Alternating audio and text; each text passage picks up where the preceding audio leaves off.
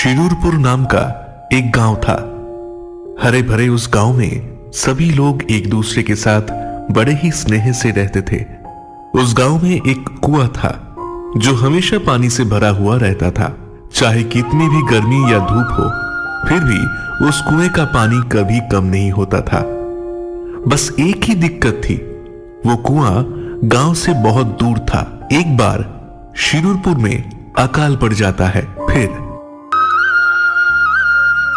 अरे हरिया बेटा, इस बार तो बड़ा ही भयानक अकाल पड़ा है।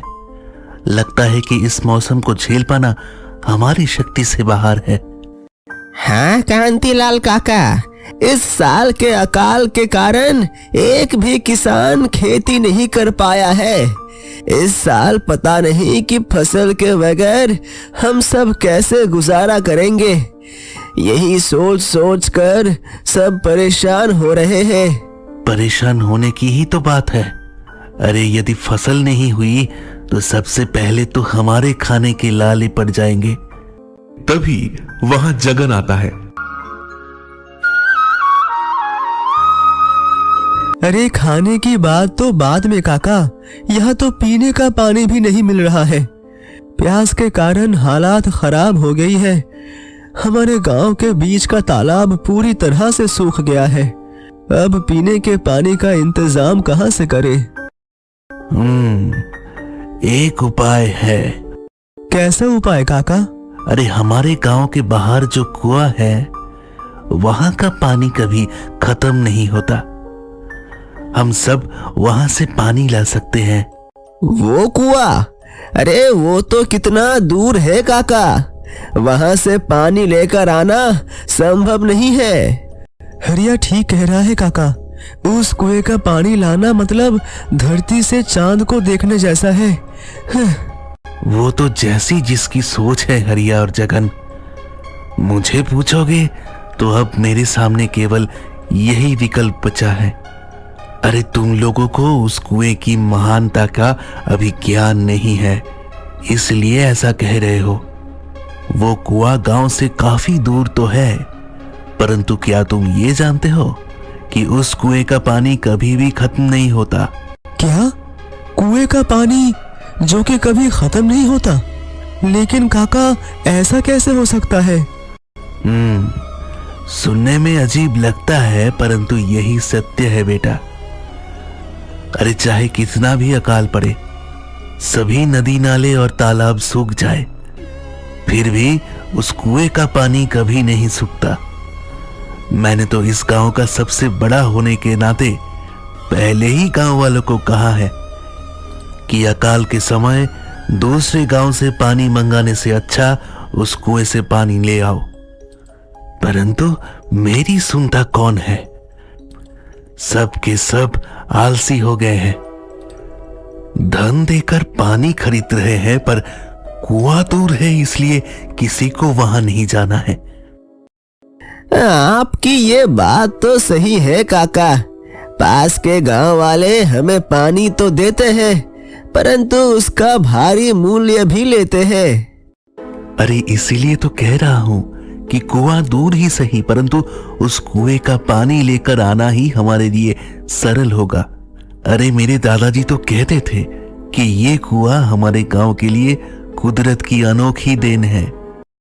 ठीक है काका, मैं आपकी बात मानता हूँ और सभी गांव वालों से कहकर सबको उस कुएं पर पानी लेने के लिए ले जाता हूँ। हाँ हाँ, मैं भी आता हूँ तुम्हारे साथ। हम सब बैलगाड़ियों पर चलते हैं तो चलने से थकान नहीं होगी। और हाँ, मेरे जैसे बड़े बूढ़े जो पानी लेने नहीं आ सकते, उनके लिए तुम पानी लेकर आना।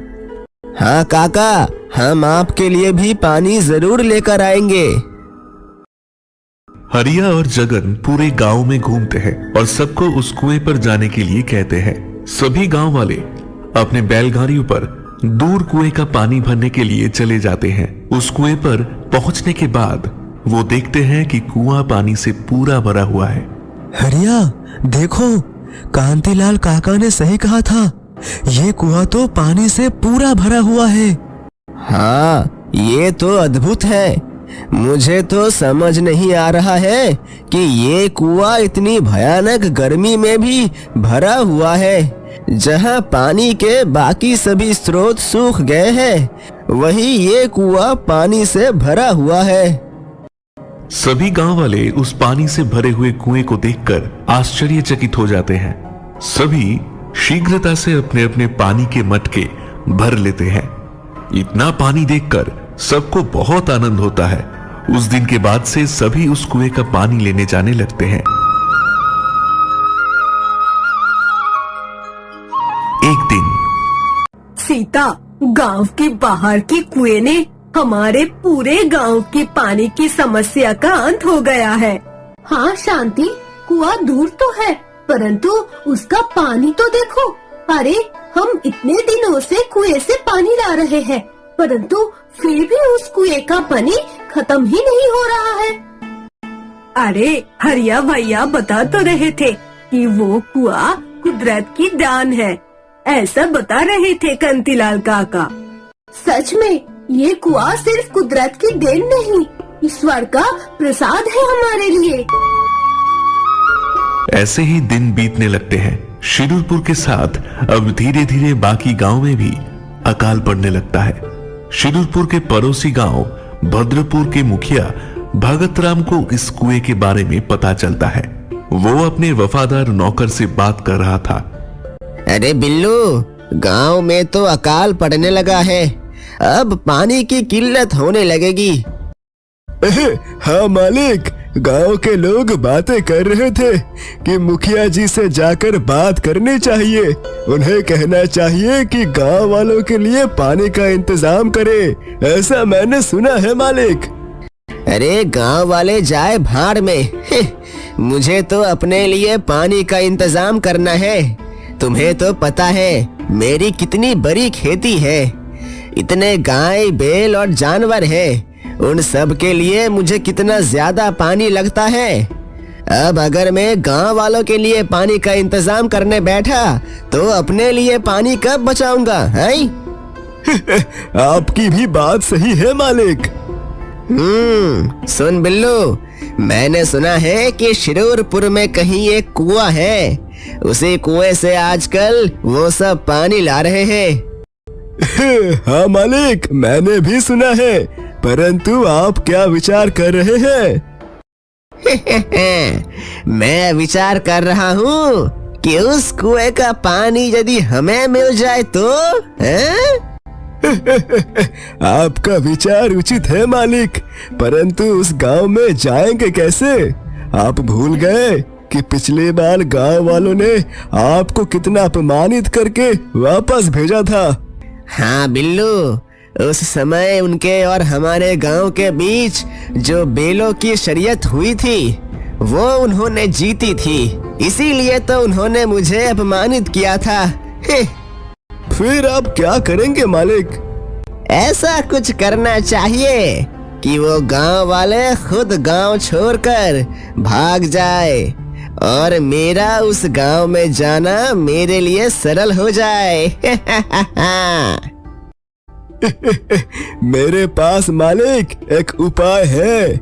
मेरे पहचान का एक तांत्रिक है। यदि हम उस तांत्रिक की मदद से उस कुएं के पानी को सुखा दे तो वो सब गांव वाले गांव छोड़कर चले जाएंगे, क्योंकि उनके गांव में तो पानी का दूसरा कोई स्रोत ही नहीं है। अरे मूर्ख, अगर पानी सूख जाएगा तो हम वहाँ पर जाकर क्या करेंगे, हैं? अरे मालिक, आप समझे नहीं। तांत्रिक से कहकर उसकी तंत्र विद्या से हम कुएं का पानी सुखा देंगे और जब शिरूरपुर वाले गांव छोड़कर चले जाएंगे तब तांत्रिक फिर तंत्र मंत्र करके पानी वापस ले आएगा। कैसा लगा मेरा योजना? ये योजना अच्छी है, ऐसा ही करते हैं। तुम तांत्रिक से मिलकर उसे सब समझा दो और जल्दी ही उसे ये सब करने को कहना, ठीक है?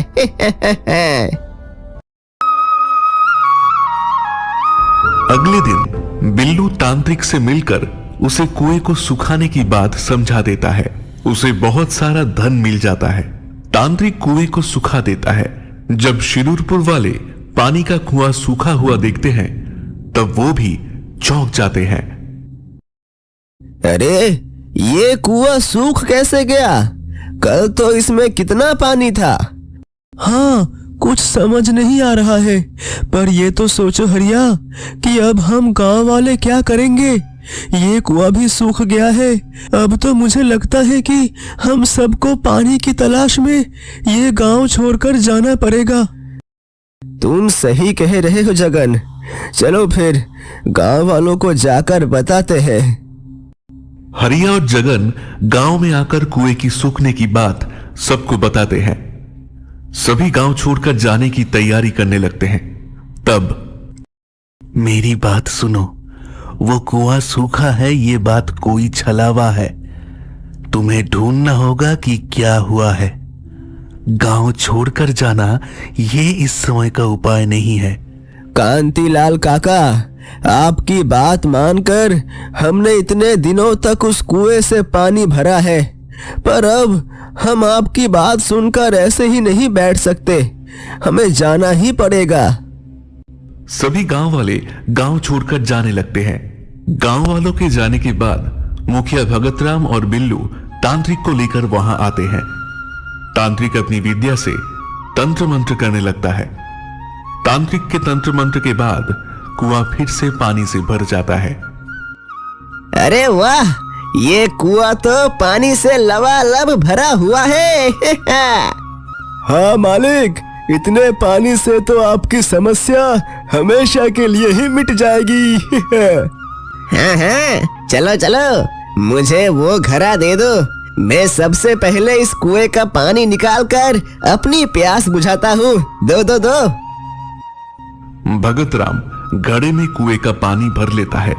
जैसे ही वो पानी पीने जाता है तब घड़ा पूरा खाली हो जाता है। भगतराम को समझ नहीं आता कि ये क्यों हो गया। उसे लगता है कि घड़े को कहीं दरार होगी, इसलिए पानी निकल गया होगा। उसने दूसरे घड़े से पानी निकाला और पीने लगा। उस घड़े में भी पानी नहीं था। बार बार यही हो रहा था। भगतराम गुस्सा हो जाता है। हे बिल्लू, ये क्या हो रहा है? घड़ा पानी से भर क्यों नहीं रहा है? ये सब देखकर मेरी तो बुद्धि भ्रमित हो गई है मालिक। मेरी भी कुछ समझ में नहीं आ रहा है। इस कुएं का पानी तुम्हें कभी नहीं मिल सकता भगतराम। इस कुएं पर केवल शिरूरपुर वासियों का हक है, तुम जैसे स्वार्थी मनुष्य के लिए नहीं। भगतराम पीछे मुड़कर देखता है।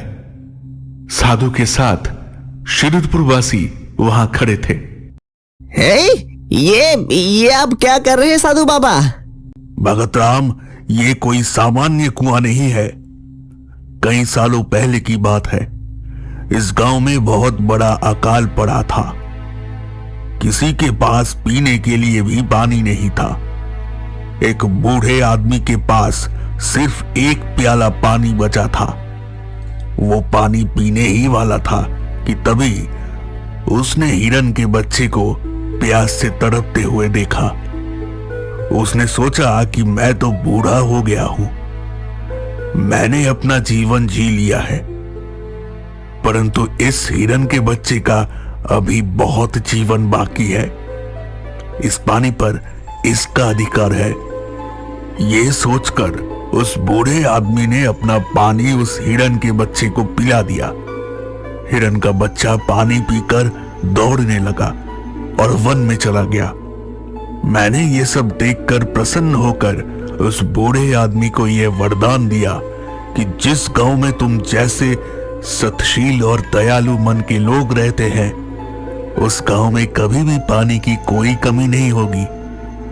मैंने अपनी शक्ति से ये कुआं उत्पन्न किया, जिसका पानी कभी भी खत्म नहीं होगा। तुम पापी हो, केवल अपने लिए सोचते हो। तुम एक मुखिया होते हुए भी तुमने अपने खुद के गांव के लोगों के बारे में भी नहीं सोचा। तुमने सिर्फ अपनी पानी की किल्लत कैसे मिट सकती है, ये सोचकर दुष्टता पूर्वक तांत्रिक से इस कुएं पर तंत्र मंत्र की विद्या का उपयोग करके इसके पानी को सुखाया। तुम्हारे इस दुष्टता के कारण ही तुम्हें इस पानी को पीने का सौभाग्य प्राप्त नहीं हुआ। मुझसे बहुत बड़ी भूल हो गई है साधु बाबा, मुझे ऐसा नहीं करना चाहिए था। मैं अपने गांव का मुखिया हूँ, इस बात का मुझे अहंकार हो गया था। मैं ये भूल गया था कि मुखिया होने के नाते पूरे गांव का दायित्व मेरा है। मुझे सबसे पहले उनकी समस्या के बारे में सोचना चाहिए था, लेकिन मैंने सिर्फ अपने बारे में सोचकर बहुत बड़ा पाप किया है। मुझे माफ कर दीजिए साधु बाबा, मुझे माफ कर दीजिए। क्षमा मुझसे नहीं, इन गांव वालों से मांगो, और सिर्फ इनसे नहीं, अपने गांव वालों से भी मांगो। आप सब लोग मुझे माफ कर दीजिए। मैंने पिछली बार की हार को याद रखकर अब सबसे बदला लेने के हेतु ये सब किया। जब मुझे पता चला कि आपके गांव में ऐसा कोई कुआं है जिसका पानी कभी खत्म नहीं होता, तब मुझे आप सबसे बदला लेने का अवसर दिखाई दिया। अब मुझे ऐसा नहीं करना चाहिए था। आप सब लोग मुझे माफ कर दीजिए। तुमने सच में बहुत गलत किया है भगत राम। हमसे तुम्हें बदला लेना था, लेकिन अपने गांव वालों के साथ तुम्हारी क्या दुश्मनी है? एक मुखिया होकर तुम ऐसे कैसे कर सकते हो? ये तो अच्छा हुआ कि साधु बाबा ने हमें गांव छोड़कर जाने से रोक लिया, नहीं तो हम सब तो अपने घर बार छोड़कर जाने पर मजबूर हो गए थे। कांतिलाल काका तो हमें कितना कह रहे थे कि ये कुआं कभी नहीं सूख सकता, फिर भी हमने उनकी बात नहीं मानी। यदि हम पहले ही उनकी बात मान लेते तो हम कभी गांव छोड़ने का विचार भी नहीं करते। मैंने कहा था ना कि मेरे दादाजी कहते थे कि ये कुआं हम सब के लिए कुदरत की देन है, जिसे साधु बाबा ने हमारे लिए उपलब्ध किया है। हाँ कांतिलाल काका, आज के बाद हम कभी भी गांव के किसी भी बुजुर्ग की बात को नहीं टालेंगे। साधु बाबा, इन सब की समस्या तो मिट जाएगी, परंतु मैं क्या करूं? मेरे गांव में भी अकाल पड़ा है। मुझे अपने गांव वालों के लिए पानी का इंतजाम तो करना ही होगा।